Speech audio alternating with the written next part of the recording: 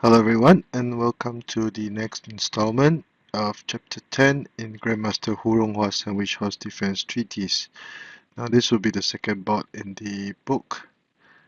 So a short recap. In Chapter 10, Red would push p7 plus 1 instead of p3 plus 1 or play other moves. Black will counter usually with p7 plus 1 so that the horse can be developed. Now in board 2, c8 plus equals to 9 would be the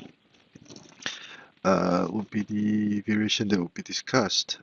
As mentioned earlier, by playing c8 equals to 9, Red will show that he was determined to play or develop his left horse as a proper horse. And as c8 equals to 9 has been played, the black cannon, it will be futile for the black cannon to try to attempt a skewer because the cannon will now be protected. So this is perhaps the most complicated board in the entire chapter, and there are three major variations at this point in time for black to choose from. The first would be h7 plus 6 to move the horse to the riverbank. The second would be c2 equals to 6 to c2 plus 6 to hinder or prevent the left horse from being developed. And the last variation would be simply r1 equals to 2. So for variation 1, black would try to move his horse to the riverbank and try to secure or control the center of the board. Red would develop his horse as planned, and black would immediately try to counter with c2 plus 4 to attack the pawn over here. And by doing so, once the cannon has reached here, it will attack the red elephant and also discourage the red chariot from moving. So c2 plus 4 was advocated. Now it would be too passive or too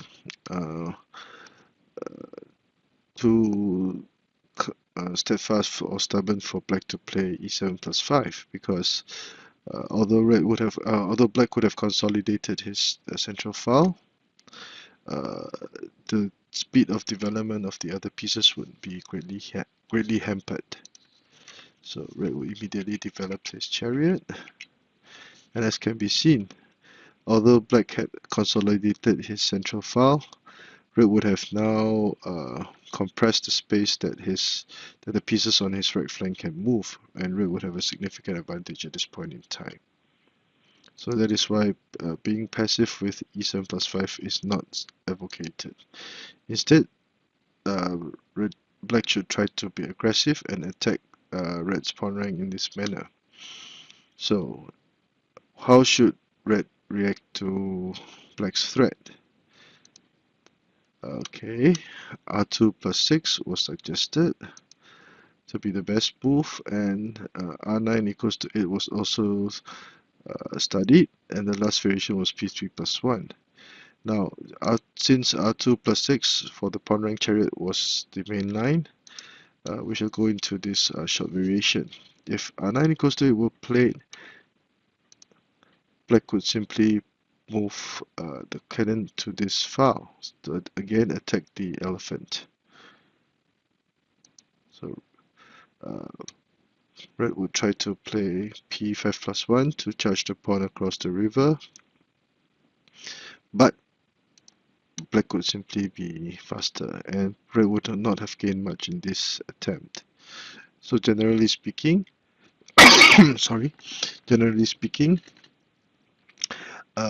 black could have a very nice game and can be satisfied with his outcome.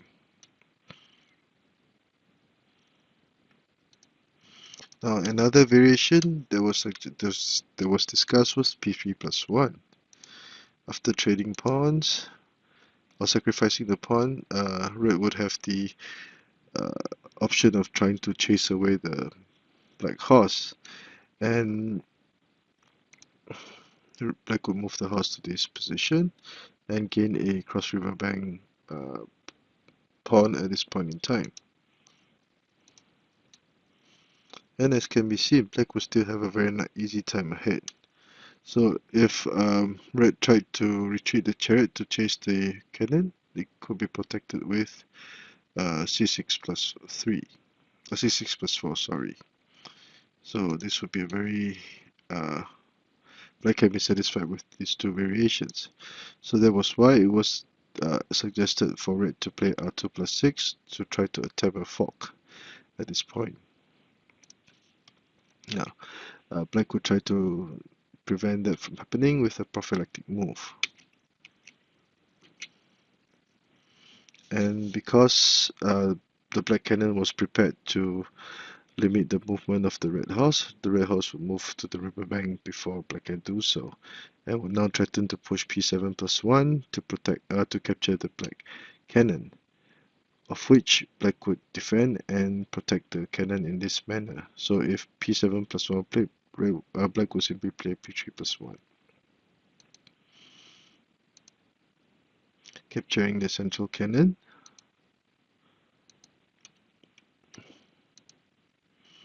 Retreating the cannon was black's way of preparing to play p3 plus 1 to capture the red chariot. Red would have none of it and choose to play h6 plus 7. And at this point in time, we can see that red would have the advantage. The black spell corner cannon would be a very key piece in this formation, so it would not be advisable for the black cannon to capture the red horse at this point in time. So this would be the main line. Now to variation 2. Instead of pushing h7 plus 6, black would try to hinder the development of the left flank of the left horse and also the left flank with c2 plus 6. Red would try to dislodge the black cannon, but black would not budge. And again another attempt to dislodge the black cannon, finally forcing it away. So a question that the viewer might have would be, black would have advanced his cannon and now retreated the cannon. Wouldn't it have been a waste of a move? The answer would be no, because although black had to retreat his cannon, red would have been forced to play r2 plus 1 and waste a move. So the effects of these two moves would cancel each other out. So this is why both sides would be okay and not have been considered to have wasted a move. Okay, the ranked chariots attacking the pale corner cannon, and it would at this time be feasible for black to play for red to play p3 to advance his central pawn. Now the main idea would be to allow red to play r6 plus 2 if needed. Now at this point in time, h8 plus 7 to advance or develop the left horse as a proper horse would not be ideal, because black would simply play c2 equals to 3 to capture the elephant, and with the presence of the chariot already developed, sorry, black would actually have an attack going on red's left flank. So h8 plus 7 would not be a good idea, and p5 plus 1 was suggested instead.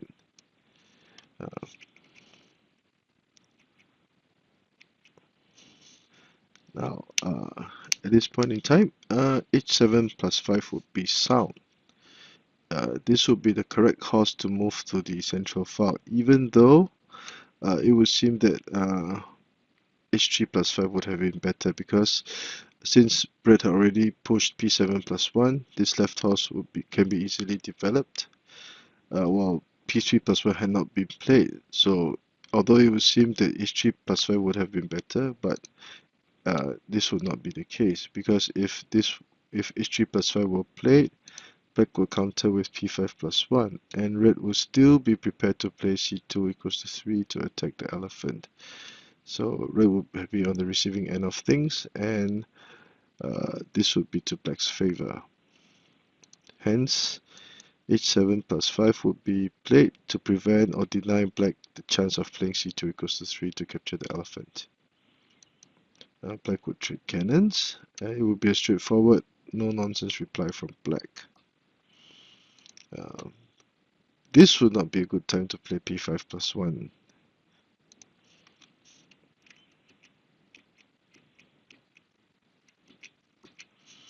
And as can be seen, the black chariot had moved out and was forced to retreat again. And as can be seen, both of the black chariots had not moved at all. So red would have built up quite a significant advantage by this point, if this situation were reached. That is why black decided to adopt a no-nonsense approach. By capturing the red's central cannon, it will force e7 plus 5 to be played, because this elephant would now be blocked by the chariot. And black will start attacking. Now, black will be prepared to advance the central pawn again for the next move and threaten the red horses. So that is why it would be advised for red to charge the horse away. It would not be a good idea at this point in time to try to patrol or defend the riverbank rank with r4 plus 3. And as can be seen, by this point in time, black would have gained a slight advantage, and he would also have the central pawn, the extra central pawn, which would be an immediate and very menacing threat. So that is why h5 plus 6 to target or attack the black horse at this point would be better. Linking the horses. And again, at this point in time, black would have the slight advantage, as he would have the extra central pawn. So this position will be slightly similar to the position shown earlier. So this would bring us to the end of variation 2, whereby black would have managed to seize a slight advantage. And this variation, short recap, was played by black, whereby the black cannon tried to limit or prevent the red horse from developing. And the third variation that was shown was r1 equals to 2. Again, this was quite a very complex variation. Okay. And instead of trying to hamper the movement or development of the left red pieces, black would opt to develop his right chariot in a similar manner. The riverbank horse, and at this point in time, there were 3 sub-variations that were discussed in the book. The first would be r2 plus 6, the second would be to capture the central pawn with the horse, and the last would be to develop the left chariot as a ranked chariot. So in variation 3a, after playing r2 plus 6, black would try to trade chariots to release some pressure, and red would gladly accept. It would not be a good idea to try to play r2 equals to 3 at this point in time, because black could be very aggressive and play c1 plus 4 to attack the red chariot. And by doing so, the horse would have made black cannon would have made 2 moves and would now be threatening to capture the red chariot and also to capture the red elephant. If red would have to be forced to move this chariot, and after check, the black chariot cannon combination would now be a significant threat to red. So that is why r2 equals to 3 was not advised, and red should have simply traded chariots. After trading chariots, the next issue would be what should red do? Because there was only one horse protecting the central pawn, a good idea would be to play h6 plus 5. It would not be a good idea at this point in time to develop the left chariot, because uh, in this situation or in this position, red will run out of options to attack, and black can be very satisfied with this outcome. So that is why r6 plus 5 to capture the central pawn will be advocated. And at this point in time, after 11 plies per player, black would have managed to gain a very formidable defense and also prevent the development of the red chariot. So black would have been considered to have a slight advantage. A short recap. In the first variation of the third variation of variation 3A, as I would like to call it, R2 plus 6 was played. Variation 3B would discuss the red chariot capturing black central pawn, which will not be a good idea because check. And although red would have the additional central pawn, all of the black pieces, perhaps save for this chariot, would be well developed, and black can be satisfied with this outcome. So h6 plus 5 was discussed in variation 3b, but black would be slightly better off. In variation 3c, the last sub-variation, red would try to develop his left chariot as a rank chariot. Now, by playing r2 plus 4 to patrol the riverbank, black would now be prepared to play h7 plus 6, so that the black cannon will now be attacking the red chariot in this manner. Trading pawns, and r2 plus 3 will be played. But the horse will be protected by the black chariot in this manner. Black would have achieved a very stable and firm formation, defensive formation, which will be able to counter red's aggression nicely. And going to the mid game, black would have the slight advantage, and this would be very favorable for black. So a short summary, in this variation 3, in this board 3, red will develop his left cannon as an edge cannon, and that will lead to a myriad of variations. In the variation 3a, h7 plus 6 was played, variation 3b would be c2 plus 6, and variation 3c would be r1 equals to 2. Now, if played correctly, black would have be able to maintain the status quo or even seize the advantage away from, or the initiative away from red. So a short recap, this would be the position of discussion, and there were three main variations: h7 plus 6, c2 plus 6, and r1 equals to 2. And of these three main variations, after some development, there would be three sub-variations for red.